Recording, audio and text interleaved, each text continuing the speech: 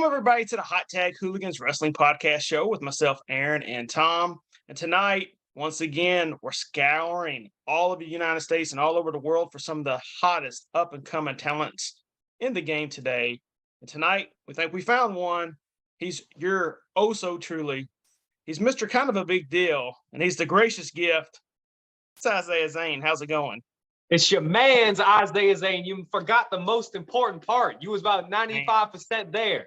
But now I respect the intro. I respect it. Thank you for doing your research.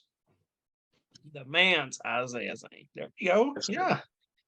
So I want to ask you a question right off the bat because, you know, I've been kind of following you for a while. I reached out to you as far as a project that I'm kind of working on the backside of this. And I come across CWF, which you were their heavyweight champion. And now there's this conspiracy. And now you're having to wait 10 weeks to go one-on-one with Braddock. So let's talk about this matchup. What is going on there? Look, man, truth is CWF management just can't handle, the gift of grace, the gracious gift, Izaiah Zane. I came in there, begging for an opportunity when I first started out my wrestling career, 2.5 years ago. And, Marshall Briggs, the guy who owns the company, was like, oh, yeah, just sit in the back. If someone calls out, we'll figure out a spot for you. We'll try to throw you in there, not realizing that he's potentially putting on the greatest thing to ever happen to his company. So what happened? I got that opportunity, showed him I'm the best guy in that company, became the CWF breakout champion, the second ever CWF breakout champion. Should have been first, but I'm not complaining. Became the longest champion of all time. And then one night, some dude cashed in his briefcase, I guess you could call it a money in the bank briefcase type deal, and cashed in and pinned my opponent. So therefore I lost my title. So I was a little salty over that because I didn't think it was time for my reign to be over yet. So what I had to do was, in the main event of the night, Dale Springs was defending his CWF championship against the caddy, which I call him. He doesn't have the respect of me yet to call him by his real name, Alex Braddock. And Alex Braddock won the title. But some stuff happened. Got some management, pulled some strings, and had them announce that Alex Braddock had to defend his title. And I came in there, low blowed him because he's not ready to be champion yet. He's not a main event player like your man's Izaiah Zane. So I came in and I won the CWF championship. And at the next night, the next show, they told me that I had to be stripped of the title because the match wasn't sanctioned. I don't know how much sense that doesn't make, but the point is, I'm going to get my championship back on May 20th against the caddy, Alex Braddock, and it's going to be slight work for your man's Izaiah Zane. Now, you're kind of new to the game. Let's be honest. And when I say new to the game, you're less than 5 years into the sport, but you're already a company's heavyweight champion. How does that make you feel so far as your progression goes? Because a lot of people train for 2 years, and then they have to struggle, find their footing, but it seems like you've already kind of done that. I mean, yeah, I'm still finding my footing in the wrestling business. I trained for 2 years, and I've only been in the wrestling business for just over 2 years. And, I've struggled here and there. I'm still struggling right now. I'm trying to make it, and I'm trying to make it to a major company. But I know whenever I go into a company, whether I actually am the best talent on that show or not, I'm going in with the confidence that I am the best and I'm going to be better than your top guy. So in, my first 2 years, I've been blessed to have won 4 or 5 championships and, done some extra work with some big companies here and there. But I'm very early in my career, so I got a long way to go. But best believe I'm going to be signed to a major promotion very, very soon. Well, you definitely come off very confident when you speak. And that's not something we always see with independent wrestlers who are just trying to make it and, really getting their footing and building their character and really trying to pave their way. Do you attribute anything special to your ability to speak, or is it just a lot of practice? What do you got going on there getting you to the level you're at right now, even though you've only been in the business for a short amount of time? I mean, truth is, it's going to sound cocky, but I've always feel I've been very good at talking. Talking's always been my strong suit. I was really bad at the wrestling part of it when I first started. Like, I was definitely the worst in my class. I didn't know how to take a bump. I didn't know how to roll. I didn't know how to put a headlock on. I didn't know how to do a wrist lock. I thought it was the most complicated thing ever. Completely overreacting about everything, just really thinking like, dang, this wrestling thing ain't for me. I don't know how to do it. but I've always been able to talk, and I've always been able to speak my mind and speak the truth. And that's what I find comes easiest to me, because it's just like everybody wants to put on this persona, puts on this character, or tries to give themselves some sort of alter ego. But I don't have no ego. I am your man's Izaiah Zane, the gracious gift 24/7. So when I'm speaking, it's just the truth. You know what I mean? In your training class is a pretty talented group. You've made some good friends down there. Let's talk about the Make-Its real quick. You Okay. and the Russell twins. Oh Talk yeah. about that, and how did that it's not very common that you see a young trio kind of start breaking through together. The Rascals is a group that kind of reminds me of you all. So talk to Hmm. me a little bit about that friendship between y'all. Yeah, we've had that comparison a few times with the Rascals. Trey Miguel, Zachary Wentz, Wesley. They're a great three talented guys. But we're not the Rascals, and I have 100% respect for them. But we're the Make-Its, and we're our own people. Me, Alan, and Cameron. Yeah, we've been brothers for a really long time. We connected at a school in Louisiana in 2018. And as corny as it sounds, I've told this story multiple times. We were literally told by some of the trainers that you guys aren't good enough and you aren't going to make it. And I know, I'm sure you've heard so many people, whether it be wrestling, basketball, football, whatever, talking about, oh, you're not good enough to make it. But we took that seriously. We took that to heart. They told us, you guys are not ready and you're not going to make it in this wrestling business. And we was at that school for about 2.5 years. And, I credit the people who helped me out. But the truth is, I just feel like I was wasting my time at the end of the day, and they was missing out on the potential that I knew myself and the Russell twins had. So, we left that company, started training at Elevate Pro, and started traveling the world. And since then, we wrestled dang near every single weekend, travel the world, just trying to make it. And that's how the Make-Its came about. Me, Alan, and Cameron, I believe we have more heart and passion than anyone in this wrestling business. We drive 16-hour drives before just to, make $20 when we first started. We still making these long drives, but I'm gaining that respect from all these, wrestling fans and wrestling promoters. And they're paying me that big money now on this independent scene to drive those long hours so I can make money and make a name for ourselves. So yeah, me, Alan, and Cameron are always going to be brothers. We're always going to stick by each other's side, and there ain't gonna be ain't no turning on each other like all these other groups. We special, we different, we one of a kind. I always like to ask this question when you got a group of people that are driving from town to town together. Who Mhm. controls the radio, and what are you all listening to? We listen to a lot of things. So the rule is whoever's driving gets to listen to music. Now, if one of us wants to be nice and let the other play a song, we will. But we become very lucky that we all like the same music. So we might listen to some Trippie Redd here and there. We might listen to some, rock, rap, hip hop, really anything. Yeah, I don't know. We listen to all types of music. I got like over 3,000 songs on my playlist. 1 second we might be listening to rap, next second we're listening to Big Time Rush from Disney or Nickelodeon, whatever it's from. Listen to a lot of things. So yeah, that's that. Hey, I can respect, a miscellaneous playlist. I've Mhm. got stuff for my kids, stuff for my wife, stuff for me. I got stuff that I'll never claim it's for me, and I'll say it's for my wife. So yeah, I fully respect that.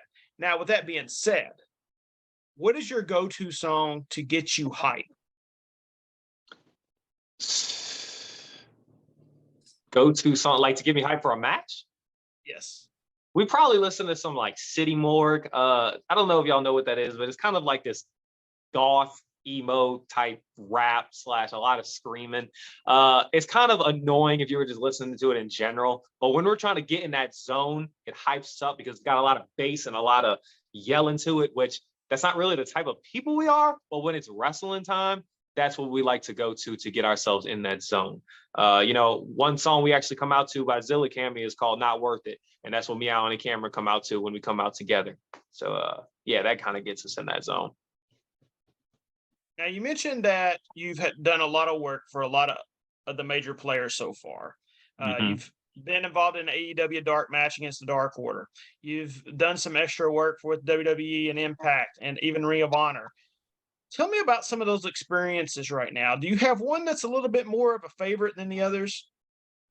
I don't really have a favorite, so to say, but I will say that which one would you? I would say that AEW was probably like the one where I felt like we was most, not that any of them was ever disrespectful. I was treated with the utmost respect from everybody from WWE, AEW, Impact, Ring of Honor.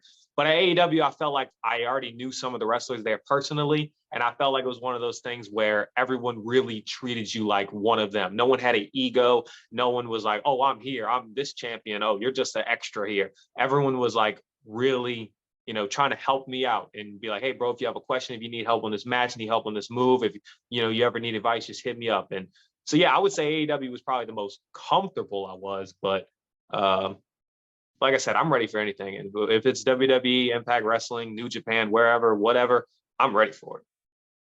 Now, you talked about something interesting there about them asking you if, to come to you if you had any advice. And I know a lot of those companies have some legends, if you will, some talent that's been around the business that kind of, help maybe be agents for the matches and things like that.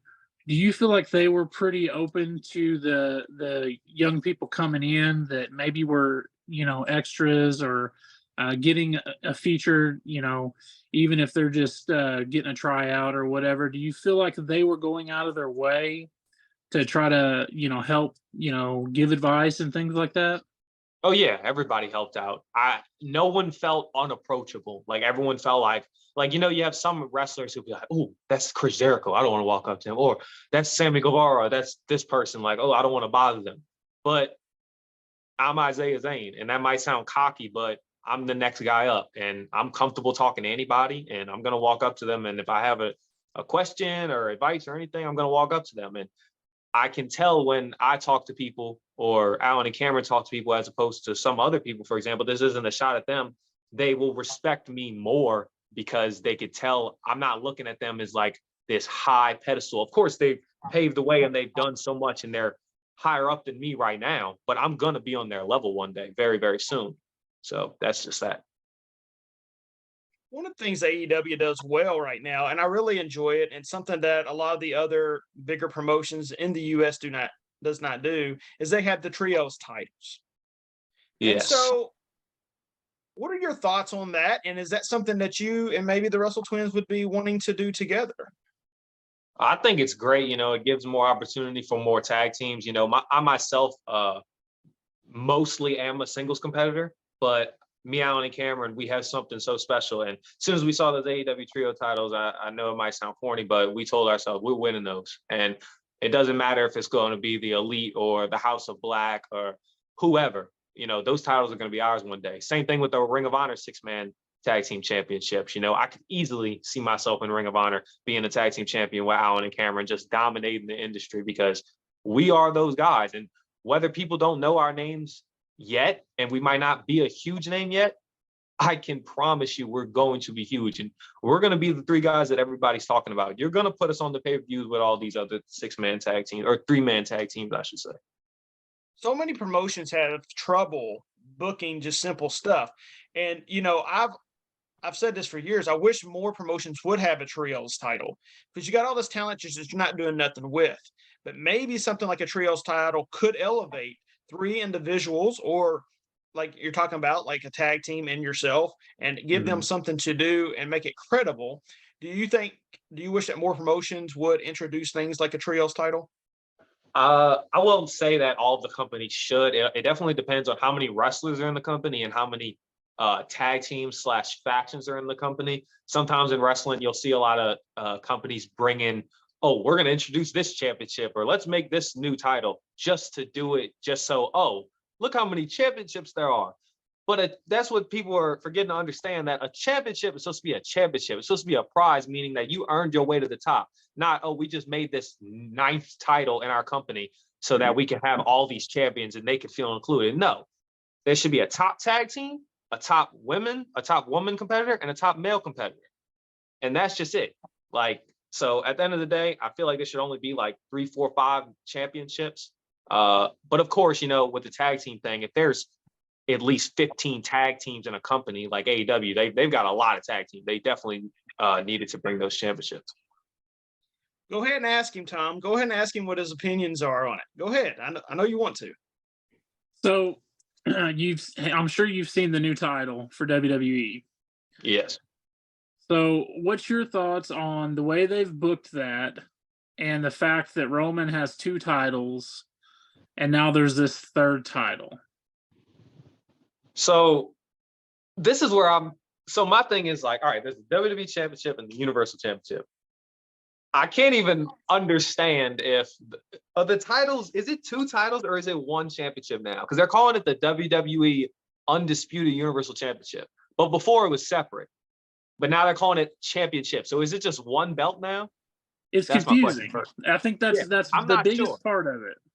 I'm not sure. But the point is, look, Roman Reigns, he's one of the top guys in this industry. You know, he went from being at the bottom, not being able to take seriously, from, you know, not being able to cut, you know, the best promos, some people would say, to making himself that guy. You know, he's the guy everybody wants to be in the ring with. So yeah, there's a reason he's still champion right now. There's a reason he's approaching 1,000 days, because nobody's on his level right now. Are there guys that have come close like Cody Rhodes? Yes. Do I think Cody Rhodes can win that championship? Yes, I do. And he should win that championship, and he will one day. With the new World Heavyweight Championship, you know, I think it's a beautiful design. I can see why they wanted to make another championship to put another title on the separate brand. People are complaining, oh, well, they should have just gave it to Cody and then they could separate the titles. Well, no, that's not what happened. Roman won because Roman was the better man that night. Will Cody be that better man one day? Probably. I believe he will. But right now, they need another champion on a separate brand. Shoot, who knows? They might just wind up giving it to your man's Izaiah Zane. Why don't I be the first champion? Why don't I get signed to WWE in a week from now and become the top guy?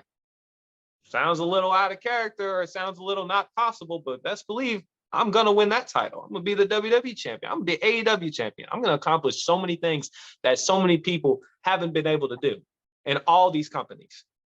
And I'm the guy that everybody's going to be talking about at the end of the day. I'm so anti this new title.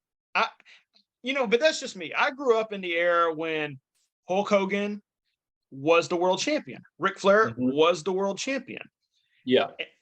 And I think their main problem that they're missing here is that they continuously are not elevating titles like the Intercontinental title and the United States title. If you want a title on a brand, I mean, look at Gunther. Gunther's amazing. His title run has been spectacular.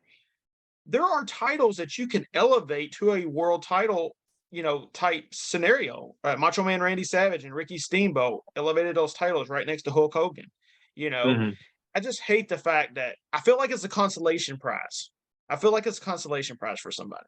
I see what you're talking about. I mean, it really just depends. But at the end of the day, I believe there should be one world champion as well. I'm the top guy. Not, I'm the world champion, but I'm the world champion of this brand. But, WWE, they're having this draft coming up, and they had to separate the brands because they got so many new wrestlers coming in from NXT and probably going to be called up to Raw and SmackDown. So they got a lot of new wrestlers. So it's like they kind of had to have two world champions. But I don't know. I'm kind of back and forth about it, but I think it was necessary at the end of the day.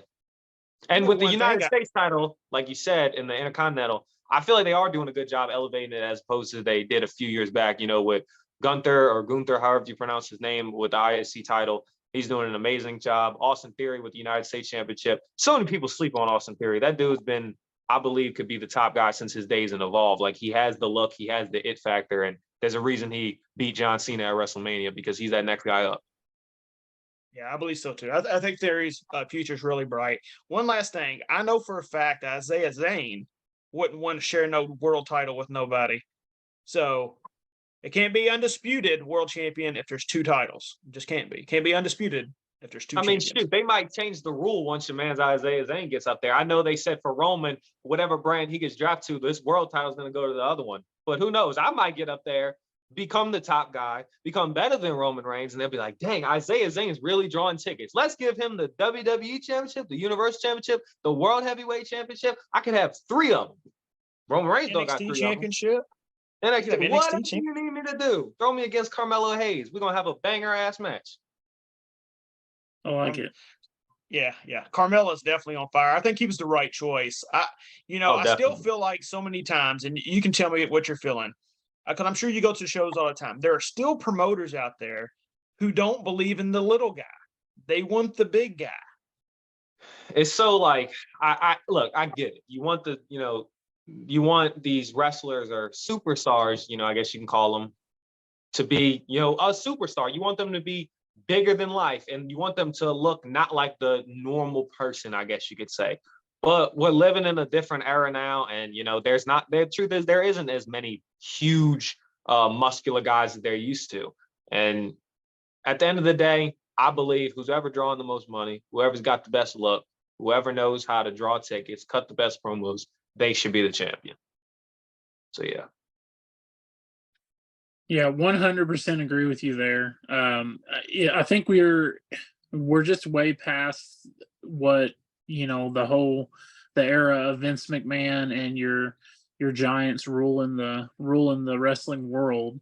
And when I think what we found out is there's so much more that we were missing out on. Just the storylines and everything. You can't just rely on somebody just because they look huge, just because they're giant. Yeah. So now that being said, when you're looking at different feuds and things, do you like when you are partnered up or your opponent is a bigger guy?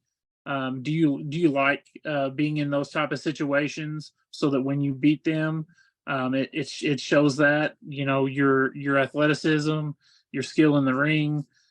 Is that sort of a pride thing whenever you are being successful against these guys that do come in and they are of a bigger stature?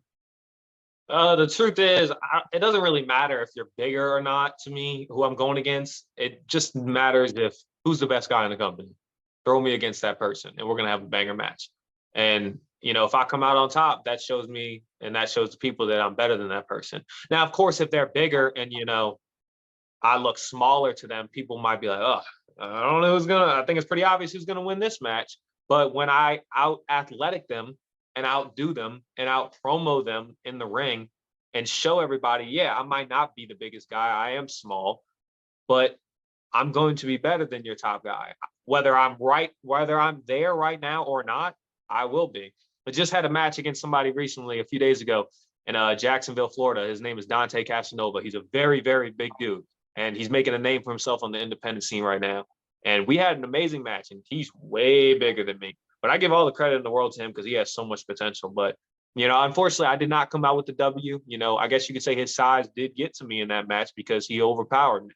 But at the end of the day, I know I'm that next man up. One thing we like to do on this show is kind of venture outside of pro wrestling. And I understand that you're a huge Stranger Things fan. Oh, wow. So I kind of got a question for you, okay? Okay. Who's the most annoying character on Stranger Things, and why is it Mike? Why does everybody hate on Mike? He didn't do nothing. Look, he's just chilling with 11, like he's living his best life. I don't get why the problem is. I don't know why everybody don't like Mike. I like Mike, you know. I was about to say I'm trying to be like Mike, but that's from a different movie. Like Mike, I don't know if y'all know what I'm talking about. But nah, Mike's cool, but I don't find anyone annoying in Stranger Things. I'm surprised you've been able to find that detail. That's a very good job of you doing all that research. Yeah, but Stranger Things, I know that's the greatest show of all time. You know, whether you guys have watched it or not, whether these fans watching this show have watched it or not, watch the show. I've watched seasons 1 through 4 3 times, and I'm currently rewatching it right now. I'm on season 2, episode 7 for the 4th time. The show is so dang good. There's nothing ever been able to touch it. Nothing ever will be able to touch it. And shoot, Stranger Things season 5 is about to start filming. If y'all got a background role for me, you know, I'm glad to be a part of it. I think it's one of the most pleasant surprises I've ever had watching a show. It just came across my Netflix when it first started. Mm-hmm. I didn't know anything about it, didn't have any expectations about it. Kind of reminded me a little bit of Goonies in a way, you know, at first with these kids who are just kind of cruising around town doing their own little thing. And I was like, hey, it's kind of cool. It's kind of cool. I never thought it would become the phenomenon that it did. And I'm with you. It's one of the better shows I've definitely watched in my life. I can't wait to see how it ends. I don't think everyone's going to make it out, though. Your thoughts? I don't know. Personally, I think Steve might die. I don't want to see Steve die because Steve's one of my favorites, but I feel like Steve might die just because it would be really emotional. And I feel like if it happens, the fans would be not only shocked, but they'd feel for him. I'd say probably even more than some people just because of how good his character is and how good that actor plays the character Steve. I can't think of his name. Joe Keery, I think his name is. But I don't know who's gonna make it out alive. All I know is the original people, you know, the 4 kids, ain't none of them better die. Mike, I said Sadie Sink. What's her name? Max Mayfield, 11, Lucas, Will. They better stay exactly how they are. You know, they came from season 1 and they made it all the way to the top. And they did this together. And without them 4 or 5 or however many people it is, we would not be in this era of Stranger Things right now. So they better stay alive. But Will's definitely dying. Will's definitely dying. What's up? Will is definitely dying. That's my pick. Who's going to die? Or there's a part of me that thinks Will is actually already dead. How's he already dead? Well, he's connected to the Upside Down, right? He's connected. I just think he's made it back through. I think he died in the Upside Down. I'm telling you, I feel like there's something there with Will. Tell me this: if he's already dead in the Upside Down, but at the end of the show they already reunited in real life, explain that. He already made it back to the real universe, and all his friends saw him. So how's he dead? It's like Vecna, right? So Vecna can cross over too. Vecna's dead too. Look, Will is alive. All right, I don't want to hear it. All right. Yeah, it's definitely going to be a wild ending to this series, and I just hope they do it justice. I really liked the first couple seasons, but the longer it went, the less I kind of liked it. But they kind of pulled me right back in at the very end of the last season. So I'm really hoping they finish strong. Oh yeah, they got to finish strong. I wish I could rewatch the show for the first time again and not know the outcome, because the show is just that dang good. I love the whole vibe, you know, it being set in the 80s, like the music, the intro video, just everything about it is just perfect. But yeah, that boy Will is not dead, and I can assure you that. I will say this. I was about to come out of my chair if they killed Max. I was about to be livid. She's one of my favorite characters on the whole show. Sadie Sink, the character, you know, the person who plays the character Max Mayfield, does a phenomenal job. All right, Max Mayfield is so dang, you know, just so good at what she does. The character from, you know, getting bullied by her older brother. Just if they kill Max, which by the way, she ain't dead, because I heard apparently like the movie, people how much each actor is getting paid got leaked for the next season. I don't know if that's accurate, but it's pretty sure. So all these people thinking, oh, Max died because she wasn't waking up at the end of the season. She's alive, all right? And she's going to make it alive. And she ain't blind, all right? Her eyes just got to get back to normal. She's going to be good, all right? She got that dilated pupils. Yeah, something like that. Awesome. Well, Izaiah, man, thank you so much for hopping on here with us tonight. It's great to talk to you. Here's your chance to plug yourself, social media, merchandise, whatever you got. Go ahead. So yeah, you can find me on Instagram, TikTok, Facebook.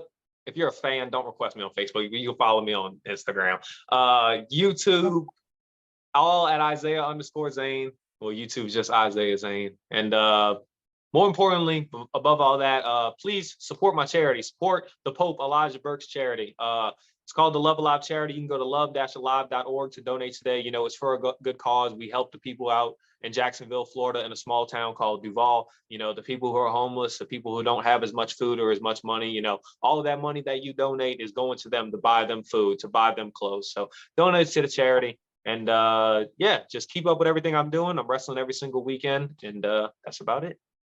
No fanboy request on Facebook. No fanboy request. Stop it. Well, all you fans, there's one person. I'm not even gonna say it. There's one person. There's one fan. I'm not gonna expose him. He's requested me on Facebook at least 45 times. Not exaggerate. Back and forth, back and forth, back and forth. Stop. All right. You can follow me on Instagram. You could go to my YouTube.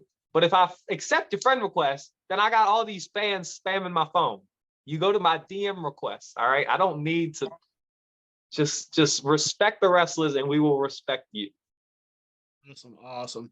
Izaiah, it was great to have you on again. Can't wait to see. Hopefully you'll get up here close to where we're at soon. We're up here in Kentucky and Indiana area. Love to watch you perform.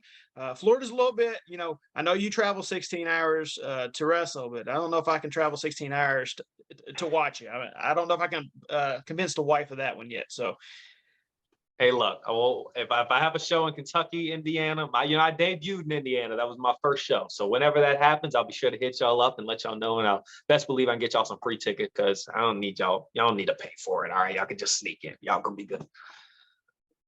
We're gonna get arrested via Yeah, Isaiah. yeah.